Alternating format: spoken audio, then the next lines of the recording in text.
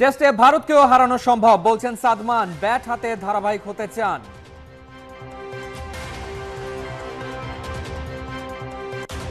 ভারতের বিপক্ষে বাংলাদেশকে সবাই করছে সমীহ, সৌরভ গাঙ্গুলির ধারণা কেন ভিন্ন?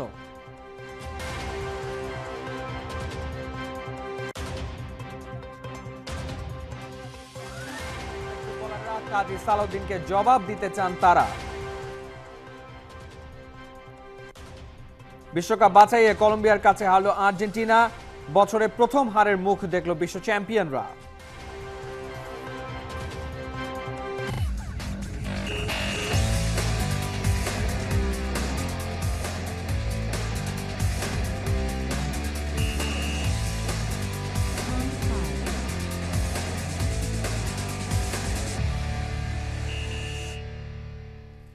স্বাগত খেলাযোগে, আপনাদের সাথে আছি আমি ফাইম রহমান। পাকিস্তানকে হারাতে পারলে ভারতকেও হারানো সম্ভব, দৃঢ় আত্মবিশ্বাস ওপেনার সাদমান ইসলামের। ভারতের বোলারদের সামলাতে প্রস্তুত হচ্ছেন মিরপুরে। ক্যারিয়ারে অধারাবাহিক সাদমান ব্যাট হাতে হতে চান ধারাবাহিক, গড় বাড়াতে করতে চান বেশি বেশি সেঞ্চুরি। নাইয়ান বিন জসিমের রিপোর্ট। তো ওদেরকে যখন হারানো পসিবল হয়েছে, তো ইনশাল্লাহ ইন্ডিয়াকেও হারানো যাবে। পাকিস্তানের মাটিতে পাকিস্তানকে হারানো ঐতিহাসিক ওই জয়টায় অনেকেই আসলে অবদান রেখেছেন। মুশফিকের 191 রান, লিটনের সেঞ্চুরি, একই সঙ্গে আরও একজন সেঞ্চুরি করতে না পারলেও 7 রানের একটা আক্ষেপে পড়েছেন সাদমান ইসলাম। তার একটা বড় অবদান ছিল কিন্তু এই ঐতিহাসিক জয়। সাদমান, পাকিস্তানের মাটিতে এই জয়টাকে বলা হচ্ছে বাংলাদেশের ক্রিকেট ইতিহাসেরই একটা অন্যতম জয় বা অন্যতম একটা সাকসেস। মানে আপনি তো আসলে একটা লম্বা বিরতির পর ফিরেছিলেন, প্রায় 2.5 বছরের মতো একটা সময়ের পর আসলে টেস্ট ক্রিকেটে ফিরেছিলেন। আপনার জন্য তো আসলে অনেক চ্যালেঞ্জিং ছিল। মানে ওই সময়টাকে আসলে কিভাবে ইউটিলাইজ করলেন? ঠিক 2.5 বছর পর এসে আবার পারফর্ম করা তো খুব একটা সহজ ছিল না। আসলে প্ল্যান ছিল যে আমি অস্ট্রেলিয়াতে যেরকম একটা মানে ব্যাটিংটা করছি, চেষ্টা ছিল সেম প্ল্যানে, যাতে আমি এখানে যদি আমার হয় ম্যাচ, তো আমি চেষ্টা করবো সেম প্ল্যানে ব্যাটিং করা। তো যে অনেক দিন পরে ম্যাচে আসছি বা এমন আমি কোনো চিন্তা করিনি। জাস্ট আমার ম্যাচ খেলার, আমি টিম বেস্ট 11-এ আসি, তো এটাই চিন্তা করছি যে আমার ব্যাটিং করতে হবে, বড় টিমের জন্য ভালো একটা কিছু করতে হবে। কোন জিনিসটা বা থাকে না, একটা কোচের একটা কথা, ক্যাপ্টেনের একটা কথা, কিংবা পুরো দলের কোনো একটা সিনারিও আসলে পুরো দলের মানসিকতাকে চেঞ্জ করে দেয়। ওই সময়টা আসলে কোন বিষয়টা আপনাদেরকে অনেক বেশি মানে প্রভাবিত করেছিল ভালো পারফর্ম করতে? আমরা শুরু থেকেই আমরা মানে ওখানে যে প্র্যাকটিস থেকে আমরা স্টার্টিং থেকে আমরা শুরু করছি, যে প্র্যাকটিসে প্রত্যেক দিন আমরা বলতাম যে ওদেরকে হারানো পসিবল। তো আমরা ওইভাবে এভরিডে আমরা প্রত্যেক দিন সবাই বলতাম। তো ম্যাচ যেদিন থেকে স্টার্ট হয়েছে, আমরা ওই দিন থেকে মানে ওই দিনও আমাদের সাথে কথা হয়েছে যে আমরা বেটার ক্রিকেট খেললে, ওদের থেকে ভালো ক্রিকেট খেলে অবশ্যই আমরা ওদেরকে হারাতে পারবো। তো সেম প্রসেস, সেম প্ল্যানে আমরা প্রথম থেকে ছিলাম, যার কারণে রেজাল্টটা আসছে। 93 রান করেছিলেন, 7 রানের একটা আক্ষেপ আসলে থেকে গেল কিনা? 7 রানের আক্ষেপ তো চেষ্টা করছিলাম যে আরও বড় করা যায় যেরকম। তো আউট হয়ে গেছি, ওটা হয়তো বা সেঞ্চুরিটা হয় নাই, কিন্তু চেষ্টা করবো যেন নেক্সট এরকম হইলে আরও কীভাবে বড় রান করা যায়, ওইটাই ইচ্ছা থাকবে। আপনার টেস্ট অভিষেকের পর থেকে বাংলাদেশ 32টা টেস্ট খেলেছে, আপনি 15টা টেস্ট খেলেছেন এখন পর্যন্ত। মানে এই যে এতগুলো টেস্ট, প্রায় 17টা টেস্ট আপনি মিস করলেন, ইনজুরি ছিল, আবার অনেক সময় ফর্মের কারণে বাদ পড়েছেন বা একাদশের বাইরে ছিলেন। মানে এটা নিয়ে আসলে কি ভাবেন? নিজে মাঝে মধ্যে আফসোস হয় কিনা যে নিজের কারণেই এই 17টা টেস্ট মিস হলো বা এরকম কোনো কিছু? হয়তো বা আমার লাস্ট কিছুদিন খেলা হয় নাই, তো সবাই তো ভালো পারফর্ম করতে চায়। তো আমারও চেষ্টা ছিল যখন আমার সময় আসবে আমি যাতে ভালো পারফর্ম করা যায়, আমি এটার ইচ্ছাই আমার সবসময় ছিল। এই বছরে তো আসলে আরও 6টা টেস্ট ম্যাচ আছে। ওই যে বললাম 17টা টেস্ট খেলতে পারেননি অভিষেকের পর থেকে। আপনার অ্যাভারেজটাও আসলে খুব একটা যে আপনার খুশি হবার মতো তাও না, 25-26 এরকম খুব সম্ভবত। বাট আপনার ফার্স্ট ক্লাসের যদি আমরা দেখি প্রথম শ্রেণীর ক্রিকেটে, সেটা আবার 47-এর মতো অ্যাভারেজ। মানে অ্যাভারেজটাকে বাড়ানোর জন্য এখন কি করবেন আসলে? কারণ আপনার যিনি প্রতিদ্বন্দ্বী আসলে ওপেনিং স্লটে জয় বলেছেন এই বছরে যে 8টা টেস্ট, মানে 2টা তো শেষ হয়ে গেল, তিনি অ্যাটলিস্ট 3-4টা সেঞ্চুরি করতে চান। আপনার টার্গেটটা কি? না, তা তো অবশ্যই, সেঞ্চুরি করার তো ইচ্ছা সবারই থাকে। তো আমারও 6টা টেস্টে কয়টা সেঞ্চুরি দেখতে পাবো সাদমানের কাছ থেকে? তো আর মানে বলে তো আমি করতে হবে, কিন্তু আমার তো অবশ্যই টার্গেট থাকবে সেঞ্চুরি করা, টিমের জন্য বড় বড় রান করা। তো আমি সেম প্ল্যানই থাকবে, যে আমি লাস্ট সিরিজগুলোতে যেভাবে ব্যাটিং করছি প্ল্যান সেমই থাকবে, টিমকে যতটুকু বড় রান করে টিমকে ভালো দিকে নিয়ে যাওয়া, এটাই আমার বড় প্ল্যান। ইন্ডিয়ার সঙ্গে তো আসলে খুব একটা সহজ হওয়ার কথা না বাংলাদেশের, যে সফরটা সামনে আপকামিং সফর, যেটার জন্য আপনারা এখন প্রস্তুতি নিচ্ছেন। ইন্ডিয়ার সঙ্গে আসলে পারফর্ম করার জন্য মানে আলাদা কোনো পরিকল্পনা নিয়ে আগাচ্ছেন কিনা? অবশ্যই তো তাদের বলার নিয়ে প্ল্যান করতেছি, ওদের কারা বলার খেলবে। তো সেম প্ল্যানই পাকিস্তানের সাথে যেরকম প্ল্যানে ব্যাটিং করছি, তো সেম প্ল্যান তো আর চেঞ্জ করা যাবে না, সেম প্ল্যানই আছে। খালি জাস্ট বলার ওদের কারা, ওদেরকে একটু মানে ব্যাটিং মানে ওদের বোলিং ভিডিওটা দেখে কিভাবে প্ল্যান করা যায় ওটা পরে ইনশাল্লাহ আস্তে আস্তে করে ফেলবো। সাদমান ইসলাম এখন তো আগের চাইতে অনেক বেশি পরিণত, অনেক বছর হয়ে গেছে আসলে অভিষেকের পর 2018 থেকে 2024। মানে এখন নিজের ক্যারিয়ার নিয়ে নিজের ভাবনাটা কি আসলে থাকে না, পরিণত হওয়ার পর আসলে আরও পরিণত চিন্তা হয় যে না, টেস্ট ক্রিকেটে আমি নিজেকে এই উচ্চতায় দেখতে চাই, এত অ্যাভারেজ দেখতে চাই, এত রান দেখতে চাই। আপনি আসলে নিজেকে এখন কোন জায়গাটায় দেখতে চাইবেন টেস্ট ক্রিকেটে? তা তো অবশ্যই বড় মানে লেজেন্ডরা যেরকম তো অবশ্যই ভালো ভালো অ্যাভারেজ করে রাখছেন। তো চেষ্টা আছে যদি এরকম পারফরমেন্স যেরকম লাস্ট সিরিজগুলো খেলছি, টিমের জন্য আমার ইচ্ছা সব সময় যে আমি আমার টিমের জন্য যতটুকু করে দিতে পারি। তো চেষ্টা থাকবে অবশ্যই বড় বড় রান করার, আর অবশ্যই অ্যাভারেজ তো অনেক ইম্পর্টেন্ট। তো চেষ্টা করব যাতে ভালো রান করে, কনসিস্টেন্ট রান করলে ইনশাল্লাহ অ্যাভারেজটাও ভালো থাকবে। পাকিস্তানকে হারানো সম্ভব হয়েছে, যেটা আসলে অনেকে স্বপ্ন দেখেনি, সেই স্বপ্নটা আপনারা সত্যি করে ফিরেছেন। ইন্ডিয়া অনেক শক্তিশালী অপোনেন্ট, টেস্টে তাদেরকে হারানো তাদের মাটিতে খুব একটা সহজ কাজ না। বাট আপনাদের মধ্যে সেই বিশ্বাসটা এখন তৈরি হয়েছে কিনা, বা সেই টার্গেটেই আসলে আপনারা ইন্ডিয়াতে যাবেন কিনা, নিজেদের মধ্যে আসলে কি কথা হচ্ছে? না, এরকম তো পাকিস্তানের সাথে খেলার আগেও মানে অবশ্যই এসে শুনছি যে ওদের মাটিতে ওদেরকে হারানো পসিবল না। তো ওদেরকে যখন হারানো পসিবল হয়েছে তো ইনশাল্লাহ ইন্ডিয়াকেও হারানো যাবে। সেই স্বপ্ন নিয়ে ইন্ডিয়াতে যাচ্ছেন, অনেক শুভকামনা থাকলো। সাদমান ইসলাম যেটা বলছিলেন আসলে যে তার অ্যাভারেজটাকে তিনি এখন অনেক উপরে নিয়ে যেতে চান। এই অভিষেকের পর থেকে আসলে তার যতগুলো তিনি আসলে ম্যাচ মিস করেছেন সেই আক্ষেপটা থাকলেও আপাতত ভালো খেলে সেই অ্যাভারেজটাকে পুষিয়ে নিতে চান। একই সঙ্গে যেই আপকামিং ইন্ডিয়া সিরিজ আছে, পাকিস্তানের বিপক্ষে সিরিজটা জেতার পর সেই ইন্ডিয়াকে হারানোর আত্মবিশ্বাসটাও সাদমান ইসলামরা খুব ভালোভাবেই দেখছে। নাহিয়ান বিন জসিম, ৭১।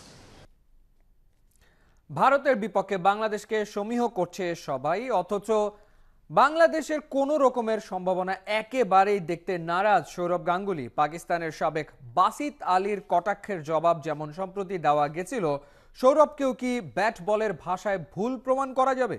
বিস্তারিত মাহাদি হাসানের রিপোর্টে। পাকিস্তানে গিয়ে পাকিস্তানকে হারানো, হোয়াইট ওয়াশ করা যে কোনো দলের জন্য দুরন্ত অর্জন। ঐতিহাসিক সাফল্যের রাঙা বাংলাদেশকে যথেষ্ট সম্মান আর সমীহ নিয়ে বিশ্লেষণ করার কথা যে কারো, সেটা করেছেও বেশিরভাগ ভারতীয় ক্রিকেট অ্যানালিস্ট। তবে বাঙালি বলে যাকে আলাদা করে অন্য চোখে দেখে বাংলাদেশি বাঙালিরা, সেই সৌরভ গাঙ্গুলি শান্তদের দেখছেন সাদামাটা চোখে। ভারতের বিপক্ষে সিরিজের কোনো সম্ভাবনাই তার চোখে পড়ছে না।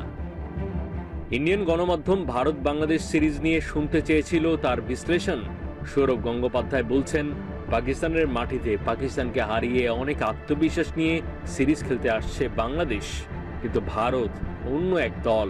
ঘরের মাঠে কিংবা পরের মাঠে সব জায়গায় আমরা ভালো, বাংলাদেশ ওদের কোনো সুযোগই আমি দেখছি না।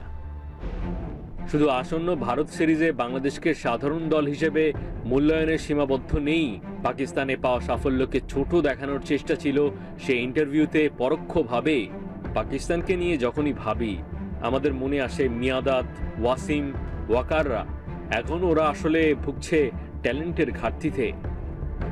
সবশেষ পাকিস্তান সিরিজে দেশটার সাবেক বাসিত আলী বলেছিলেন অনেকটা সৌরভের টনি, বৃষ্টি ছাড়া নাকি কোনো সম্ভাবনাই লাল সবুজের নেই।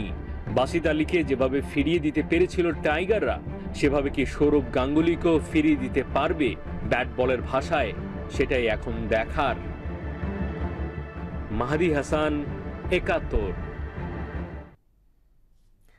এখনো নিজের সেরাটা দেননি, দেয়ার বাকি আছে অনেক কিছু। ভারত সিরিজের প্রস্তুতি হয়েছে ঠিকঠাক, এবার হোক আর এক মহাকাব্যের শুরু, যার রচয়িতা হবার সব সামর্থ্য আছে টাইগার পেসার নাহিদ রানার। টাইগারদের ২৪ বছরের টেস্ট ইতিহাস মাত্র ৬ মাসের ক্যারিয়ারে ওলট পালট করে দিয়েছেন। ভারতে তাকে নিয়ে চলছে বিস্তর আলোচনা। আসন্ন ভারত সিরিজে কেন ব্যতিক্রম হতে পারেন এই পেসার, কেন তার বল রোহিতদের জন্য হতে পারে দুর্বোধ্য, সেটাই তুলে ধরেছেন পার্থ বণিক।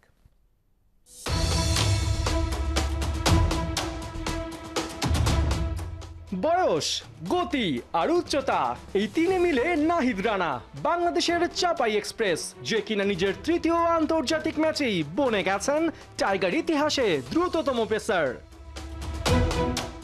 পাকিস্তান সিরিজের পর 21 বছরের এই তরুণকে নিয়ে শুধু বাংলাদেশেই নয়, বিশ্ব ক্রিকেটে পড়ে গেছে শোরগোল। সামনে ভারতের বিপক্ষে 2 ম্যাচের টেস্ট সিরিজ থাকায় ভারতীয় মিডিয়াও ফলাও করে প্রচার করছে নাহিদ রানার প্রতিটা কথা, অ্যাক্টিভিটি। তো চলুন দেখে নেওয়া যাক আমাদের নাহিদ রানা কেন এত স্পেশাল। ফিরে তাকাতে হয় রাওয়ালপিন্ডিতে দ্বিতীয় টেস্টের চতুর্থ দিন। শোয়েব আখতারের শহরে সেদিন রাডার গানে 152 কিলোমিটার প্রতি ঘন্টা গতি তোলেন নাহিদ রানা। বাংলাদেশের 24 বছরের টেস্ট ইতিহাসে গতির অঙ্কে পেছনে ফেলে দেন রুবেল, তাসকিন, মাশরাফিদের। অথচ 5 মাস আগেও নাহিদ রানাকে নিয়ে অনেকের আপত্তি ছিল, লাইন লেন্থে সে নাকি বড্ড কাঁচা। আর তারাই রাওয়ালপিন্ডিতে নাহিদের প্ল্যান মাফিক বোলিং দেখে প্রশংসায় পঞ্চমুখ। তাহলে নাহিদ কোথায় নিজেকে পাল্টালেন? পাকিস্তান সিরিজ খেয়াল করলেই বোঝা যায় গতির সাথে লাইন লেন্থেও দখল আনা শুরু করেছেন নাহিদ। উচ্চতাকে কাজে লাগিয়ে আদায় করে নিচ্ছেন এক্সট্রা বাউন্স আর সুইং। বল দ্রুত আসায় ব্যাটারদের আগেভাগে শট খেলার প্রবণতা, স্লিপে ক্যাচ তুলছে প্রতিনিয়ত। টানা 2 টেস্টে বাবর আজমের উইকেট নাহিদের প্ল্যান মাফিক বোলিংয়ের বড় নমুনা। ক্রিকেটীয় গ্রামারে নাহিদ রানা বেশ এক্সেপশনাল বোলার। মূলত ডানহাতি ব্যাটারদের বিপরীতে ডানহাতি বোলাররা খুব একটা ইফেক্টিভ না হলেও নাহিদ রানা পুরোই উল্টো। ডানহাতি ব্যাটারদের জন্য তিনি রীতিমতো ত্রাস। তার 11 টেস্ট উইকেটের 8টাই রাইট হ্যান্ডেড ব্যাটার, 3 জন lefty. Tiger pace bowling coach Andre Adams তো নাহিদের বুদ্ধিদীপ্ত বোলিংয়ের অন্যতম fan. Yeah, it was pretty good. I mean, he's an accurate bowler. Nahid রানার গতি আছে এবং খুবই মেধাবী ছেলে। তার বোলিং অ্যাকশনও ভালো। আমার কাজ হলো এই পেসারদের আত্মবিশ্বাস বাড়িয়ে দেয়া। নাহিদ রানার গতি যেমন তার শক্তি, তেমন ভয়ের কারণও বটে। এক্সট্রা স্পিড জেনারেট করা বোলাররা একটু বেশি ইনজুরি প্রবণ হয়। সেই শোয়েব আখতার থেকে বাংলাদেশের মাশরাফি, তাসকিন, এবাদত, রুবেল কেউই এর বাইরে নন। তাই নাহিদ রানার গেম ম্যানেজমেন্টের দিকে নজর রাখতে বলছেন বিসিবি পরিচালক ও বর্ষিয়ান কোচ নাজমুল আবেদিন ফাহিম। এদেরকে যত্ন নিতে হবে, কারণ এরা বারবার আসবে না। একটা যুগে হয়তো 1-2জন নাহিদ রানা আসবে। এদেরকে যত্ন নিতে হবে যেন এরা লম্বা সময়, এদের ক্যারিয়ারটা লম্বা হয় এবং এদেরকে আমরা ঠিক জায়গায় ব্যবহার করতে পারি। কারণ এরা কিন্তু যে কোনো দলের বিরুদ্ধে যে কোনো কন্ডিশনে দে ক্যান বি ডিভাস্টেটিং। অবশ্য যাকে ঘিরে এই শোরগোল, সেই মানুষটার ফোকাস এক চুলও নড়েনি। জানিয়েছেন দলকে এখনো নিজের সেরাটা দেওয়ার বাকি। ভারত সিরিজের জন্য প্রস্তুতি ভালো হয়েছে, বাকিটা ম্যাচই দেখা যাবে। টার্গেট তো আছেই। পার্থ বণিক, 71। বাংলাদেশের বিপক্ষে কখনো টেস্ট খেলা হয়নি জসপ্রীত বুমরার। এবারের 2 ম্যাচের সিরিজেও ইন্ডিয়ান পেসারকে দেখা যাবে না শোনা যাচ্ছিল এমন গুঞ্জন। তবে সেসবকে পাশ কাটিয়ে প্রথম টেস্টের দলে ঠিকই জায়গা করে নিয়েছেন বুমরা।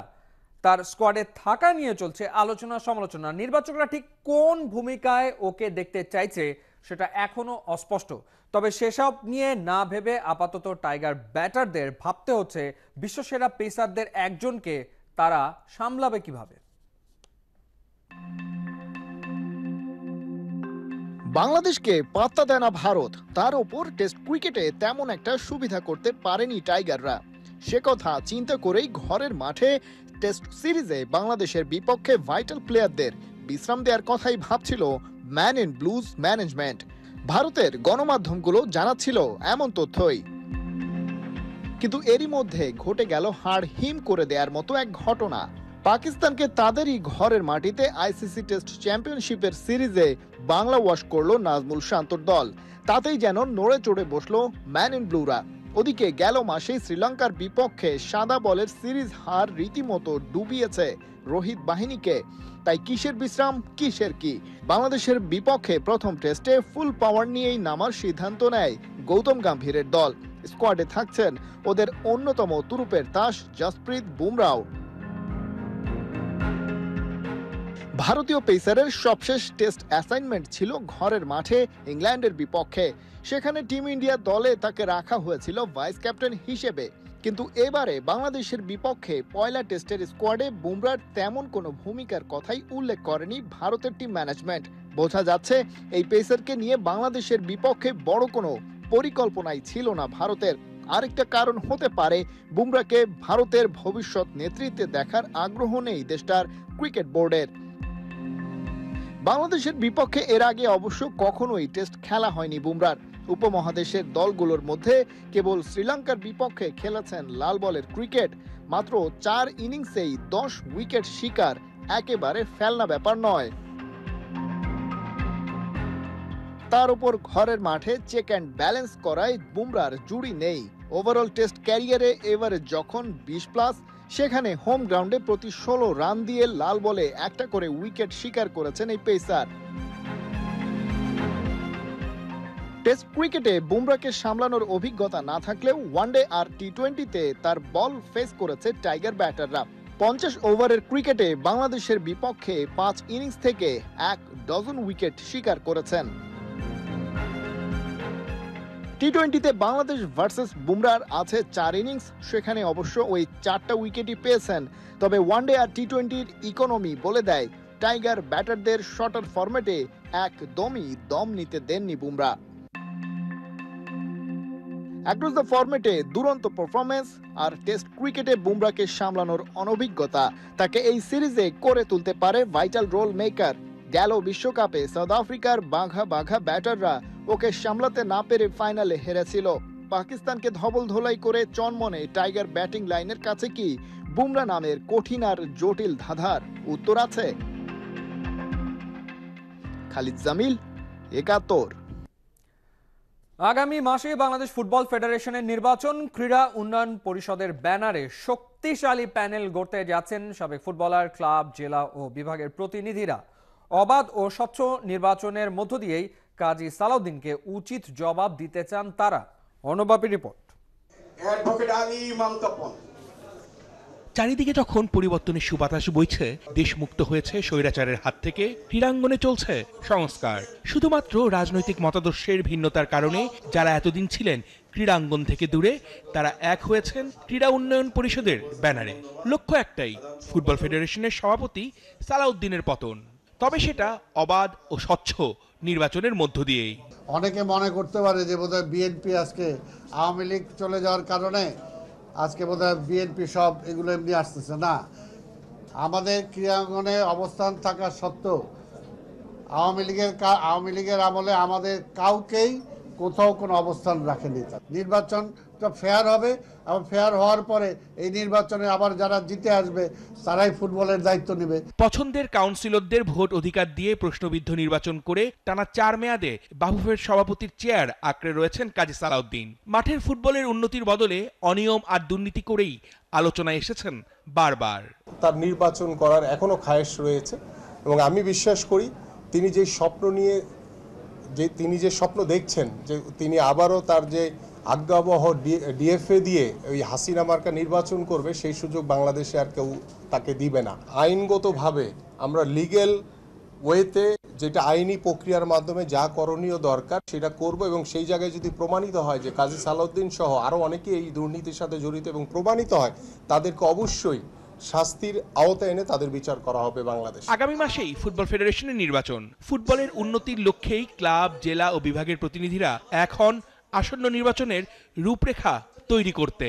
বাংলাদেশ ফুটবল ফেডারেশনে একক চিত্র একটা ছিল, এখন ফুটবলের উন্নয়নকে কিভাবে করানো যায় সেই জন্য সব জায়গায় একটা আপনারা দেখতেছেন পরিবর্তন আসছে। আমরাও চাচ্ছি যে বাংলাদেশ ফুটবল ফেডারেশনে একটা পরিবর্তন আসুক।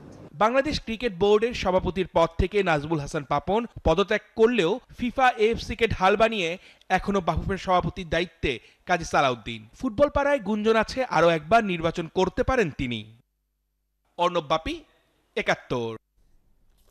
বাফুফেতে কাজী সালাউদ্দিনের কমিটির মেয়াদ শেষ হচ্ছে 3 অক্টোবর। 26 অক্টোবর নির্বাচন। এসবের মাঝেই নভেম্বরে ফিফা প্রীতি ম্যাচ খেলবে বাংলাদেশ। জামাল ভুইয়াদের নিয়ে পরিকল্পনা আছে ত্রিদেশীয় টুর্নামেন্ট আয়োজনের।